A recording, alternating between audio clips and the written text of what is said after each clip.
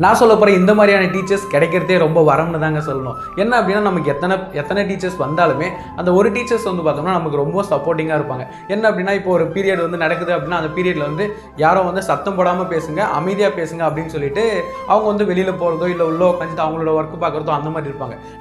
நம்ம இதுக்கு முன்னாடியும் பேசிட்டு தான் இருந்திருப்போம். இருந்தாலும் அவங்க அப்படி சொன்ன பிறகு நம்ம பேசுகிற அந்த ஒரு சுகமே வேறு மாதிரி இருக்குங்க. ஸோ அந்த டைமில் ஜாலியாக ஃப்ரெண்ட்ஸாக கூட பேசுறது, விளையாடுறது, அவங்க அப்போ தான் அமைதியாக பேசுன்னு சொல்லியிருப்பாங்க. ஆனால் நம்ம அமைதியாகவே பேச மாட்டோம், பயங்கர லவுடாக பேசுவோம், கத்துவோம். அந்த மாதிரி அவங்க மறுபடியும் நம்மளை வந்து நான் உங்களை அமைதியாக தானே பேச சொன்னேன் அப்படின்னு சொல்லுவாங்க. இல்லைனா இப்போ நான் போய் லெசன் எடுக்க போகிறேன் அப்படின்னு சொல்லிட்டு லெசன் எடுக்க ஆரம்பிப்பாங்க. அப்போவும் நம்ம கத்தி இல்லை மேம் இன்னைக்கு ஒரு நாள் வேணாம் அப்படின்ற மாதிரி நம்ம சொல்லிடுவோம். ஸோ இந்த மாதிரியான ஸ்கூல் மெமரிஸ் ஏதாச்சும் உங்களுக்கு இருந்துச்சு அப்படின்னா அதை மறக்காமல் கமெண்ட் பாக்ஸில் கமெண்ட் பண்ணுங்கள். ஸோ என்ன கேட்க போனால் என்னதான் காலேஜ் லைஃப் இருந்தாலுமே ஸ்கூல் லைஃபோட மெமரிஸே வேறு அப்படின்னு தான் நான் சொல்லுவேன். ஸோ ஸ்கூலில் இருந்த மாதிரி யாருமே அவ்வளோ ஜாலியாக எங்கேயுமே இருக்க முடியாதுங்க. ஸோ இப்போ இருக்கிற ஜாப்லேயாக இருக்கணும், இல்லை நீங்கள் படிக்கிற காலேஜ்